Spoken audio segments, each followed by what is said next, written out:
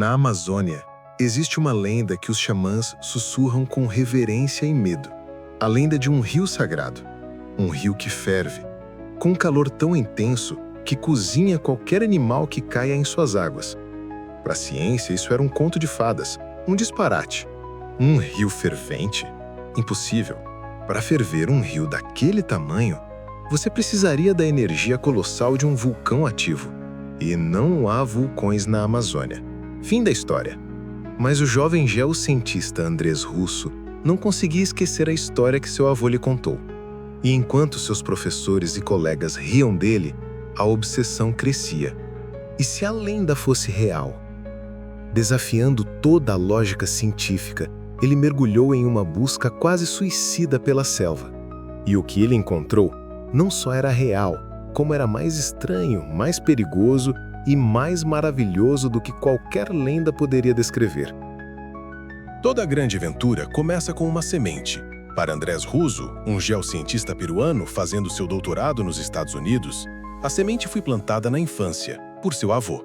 A história era parte da mitologia familiar. Uma lenda inca sobre o último imperador, Atahualpa, que fugiu para a selva amazônica após a conquista espanhola, levando consigo um tesouro fabuloso. E, segundo a lenda, no coração dessa mesma selva, escondido dos olhos dos conquistadores, existia um rio que fervia, como se a própria serpente mítica, Yakumama, a mãe das águas, estivesse aquecendo o leito do rio com seu hálito. Para o pequeno Andrés, era uma história fantástica, como Eldorado ou a fonte da juventude. Anos mais tarde, já um cientista treinado, a história voltou para assombrá-lo. Durante seu trabalho de mapeamento geotérmico do Peru, ele se deu conta de que, se um rio fervente existisse, ele seria a maior fonte de energia geotérmica do país. Mas a lógica científica era implacável. Ele apresentou a ideia a seus professores, a colegas geólogos, a especialistas em energia. A reação foi unânime e humilhante. Risadas. Andrés, pare de sonhar, eles diziam. Isso é impossível. Rios ferventes existem sim, mas eles estão sempre associados a sistemas vulcânicos ativos. O Peru tem vulcões, mas eles estão a centenas de quilômetros de distância da Amazônia. Não existe um mecanismo geológico conhecido que possa aquecer um rio daquele tamanho naquela localização. A ciência era clara, a geologia era clara, a termodinâmica era clara, era impossível. Mas a semente plantada pelo avô era teimosa. A obsessão de Andrés se tornou um dilema. Ele deveria confiar nos livros, nos professores, em séculos de conhecimento geológico acumulado, ou deveria confiar na sabedoria ancestral, na história que passava de geração em geração, na intuição de que talvez a ciência ainda não soubesse de tudo. Ele estava em uma encruzilhada. Continuar sua carreira segura e respeitável ou arriscar tudo, sua reputação e talvez sua vida, para perseguir um fantasma, uma lenda de criança? A decisão foi tomada quando ele contou a história para sua tia. A resposta dela o chocou. Andrés, ela disse, esse rio não é uma lenda. Eu já nadei nele. A tia contou que sim, o rio era quente, mas havia partes onde era possível entrar. A lenda, de repente, ganhava contornos de realidade. Agora não era mais uma questão de se, mas de onde. O problema era que o rio não estava em nenhum mapa. Sua localização era um segredo guardado pelos povos indígenas da região, um lugar sagrado e perigoso. Para chegar lá, Andrés não precisaria apenas de um GPS e equipamento de campo. Ele precisaria de permissão. Ele precisaria de um guia. Ele precisaria convencer o guardião espiritual daquele lugar, um poderoso xamã, de que suas intenções eram puras. A jornada saía do campo da geologia e entrava no território da antropologia e do misticismo. O cientista teria que deixar sua arrogância acadêmica para trás e aprender a ouvir a linguagem da floresta, se quisesse que ela lhe revelasse seu segredo mais quente. Com a confirmação de sua tia, Andrés Russo não tinha mais volta. Ele pegou suas economias, comprou equipamentos de campo e embarcou para a Amazônia peruana, uma das regiões mais remotas e perigosas do planeta. A jornada para encontrar o rio fervente seria uma provação, um teste que levaria seus limites físicos e mentais ao extremo. A primeira barreira não era a geografia, mas a desconfiança. A região era conhecida por ser um território sem lei, dominado por madeireiros ilegais, traficantes de drogas e companhias de petróleo que não viam com bons olhos a presença de um cientista curioso fazendo perguntas. Para os moradores locais, um gringo, mesmo sendo peruano, ele era visto como um forasteiro. Com equipamentos estranhos, era sinônimo de problema. Ele passou semanas tentando encontrar um guia, alguém que conhecesse a trilha para o rio sagrado. Ninguém queria levá-lo. O lugar era tabu, protegido por espíritos poderosos, diziam. Desanimado e quase desistindo, ele finalmente conseguiu o que precisava. Uma apresentação ao homem que detinha a chave para o mistério, o xamã de uma comunidade indígena local, o mestre curandeiro daquela região. O encontro foi tenso. O xamã, um homem idoso com um olhar que parecia atravessar a alma, ouviu a história de Andrés em silêncio. Ele não estava impressionado com os diplomas ou com a linguagem científica de Andrés. Ele estava medindo o espírito do jovem. Andrés, percebendo que a abordagem científica não funcionaria, mudou de tática. Ele não falou sobre geotermia ou gradientes de temperatura. Ele falou sobre a história de seu avô, sobre o respeito que tinha pelas lendas e pela sabedoria dos antigos. Ele explicou que não queria explorar o rio, mas sim entendê-lo, aprendê-lo e, se possível, protegê-lo. Ele pediu permissão ao xamã, não como um cientista exigindo acesso, mas como um aluno pedindo conhecimento ao mestre. Ele participou dos rituais, tomou as medicinas da floresta, como a ayahuasca, e mostrou um respeito genuíno pela cultura e pela espiritualidade daquele povo. E, finalmente, ele conseguiu. O xamã concordou em guiá-lo. A caminhada final foi brutal. Horas a fio cortando caminho pela mata fechada, sob um calor e umidade sufocantes, cercados por cobras, aranhas e onças. Andrés descreve como, em certo ponto, ele começou a ouvir um som estranho, um murmúrio baixo e constante que crescia à medida que avançavam, como o som de ondas quebrando na praia. E então ele começou a sentir o cheiro, um odor sulfúrico, como de ovos podres, misturado com o vapor quente que começava a subir do chão da floresta. O ar ficou pesado, difícil de respirar. O guia apontou para frente. "Estamos perto", ele disse. Andrés conta que a primeira visão foi surreal. Ele viu uma coluna de vapor subindo por entre as árvores, como se a própria floresta estivesse fumando um charuto. O som agora era um rugido.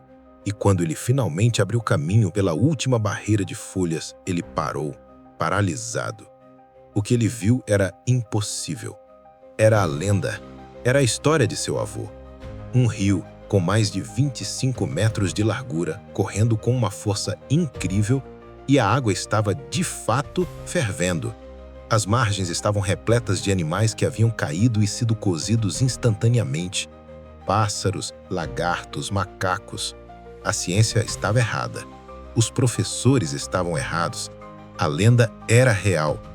E ele, Andrés Russo, era o primeiro cientista na história a documentar formalmente aquele lugar que não deveria existir.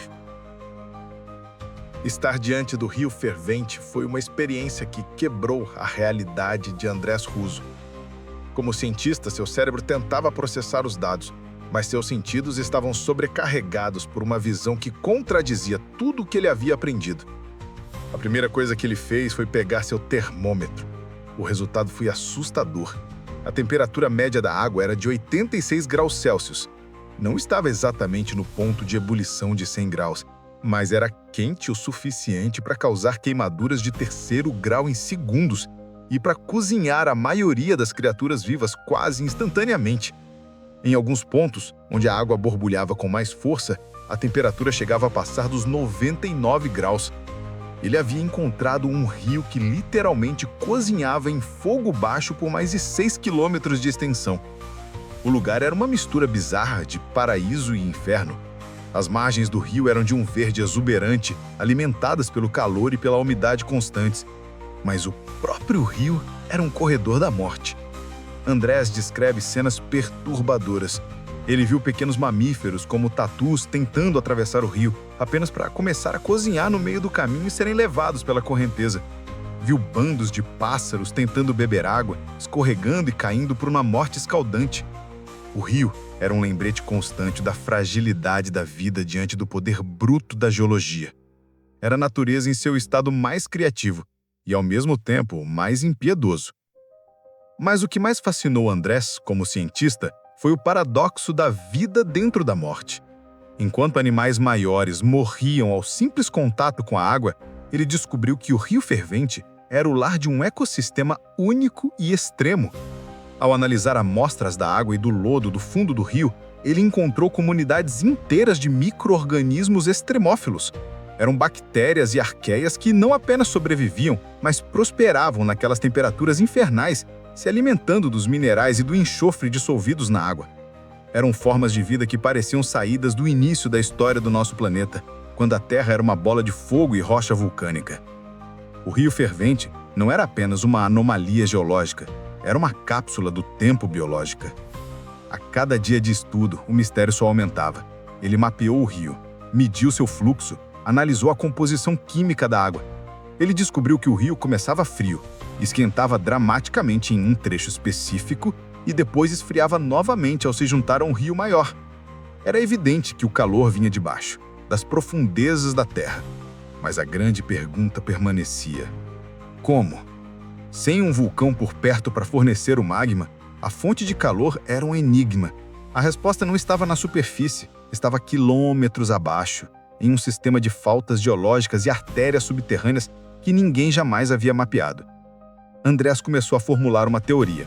A região amazônica, embora longe dos vulcões dos Andes, é cortada por faltas geológicas, profundas cicatrizes antigas na crosta terrestre.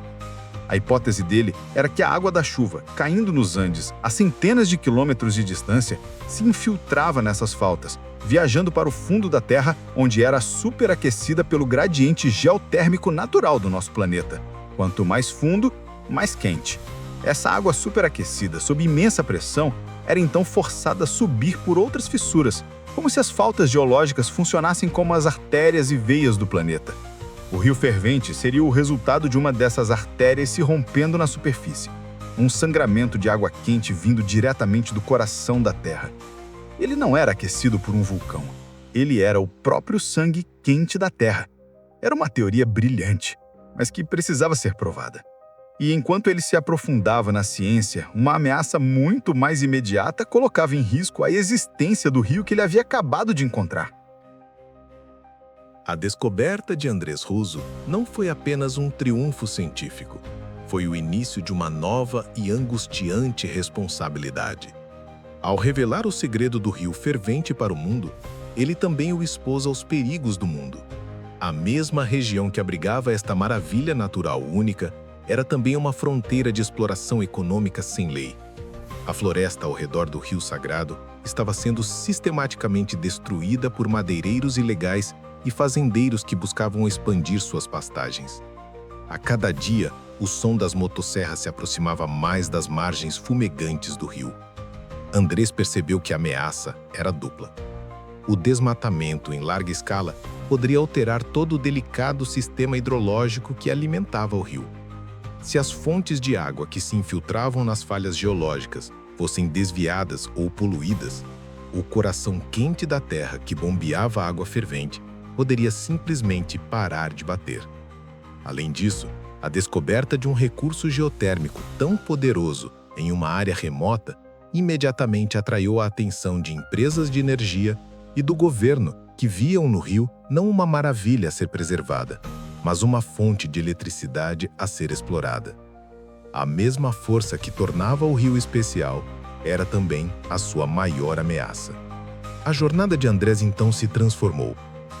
De um cientista em busca de respostas, ele se tornou um conservacionista em uma corrida contra o tempo. Ele sabia que não poderia lutar essa batalha sozinho, ele precisava de aliados.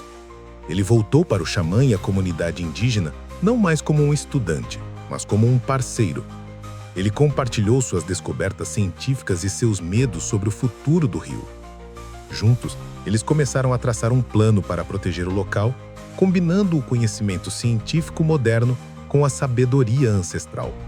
Eles entenderam que a melhor maneira de salvar o rio era provar seu valor, não apenas espiritual ou científico, mas também econômico, através de um ecoturismo sustentável e responsável, liderado pela própria comunidade local. Para chamar a atenção do mundo, Andrés fez o que os cientistas fazem de melhor. Ele publicou sua pesquisa. Ele escreveu um livro, The Boiling River, e deu uma palestra no TED que se tornou viral. Ele usou sua plataforma para contar a história do rio, não apenas como um fenômeno geológico, mas como um lugar mágico, um tesouro que pertencia a toda a humanidade. Ele argumentou que destruir o rio para gerar energia seria como queimar um livro para se aquecer. Você até pode conseguir um pouco de calor, mas perde todo o conhecimento e a maravilha que ele contém. Hoje, a luta para proteger o Rio Fervente continua. Graças ao trabalho de Andrés e da comunidade local, o local ganhou notoriedade internacional e uma camada de proteção informal. Mas a ameaça do desmatamento e da exploração ainda é real. A história do Rio Fervente nos deixa com uma lição poderosa. Ela nos mostra que ainda existem maravilhas em nosso planeta que a ciência mal começou a entender. Ela prova que, às vezes, as lendas e os mitos antigos guardam verdades profundas que a nossa lógica moderna descarta com demasiada arrogância. E, acima de tudo, ela nos lembra que a descoberta de um lugar mágico não é o fim da jornada, mas o começo de uma responsabilidade eterna de protegê-lo para as gerações futuras. O rio continua a ferver, um coração geotérmico pulsando nas profundezas da Amazônia, um segredo que a Terra revelou e que agora cabe a nós proteger. A jornada de Andrés Russo para encontrar o Rio Fervente prova que os maiores mistérios do nosso planeta não estão em outros mundos, mas muitas vezes escondidos bem debaixo dos nossos pés. A Amazônia é uma caixa de surpresas. Se a história de uma maravilha natural que desafia a lógica te fascinou, você vai pirar com a história de Fordlândia, a cidade americana que Henry Ford tentou construir na selva e que foi literalmente devorada pela natureza. Clique no vídeo aqui à esquerda para assistir a seguir. E se você quer ver o lado mais aterrorizante da natureza amazônica, precisa conhecer a história real e trágica dos últimos habitantes da Ilha das Cobras, o lugar mais perigoso do mundo. Essa história está aqui, no vídeo à direita. Nosso canal é sobre isso, desvendar os segredos mais incríveis e as histórias mais inacreditáveis do Brasil e do mundo.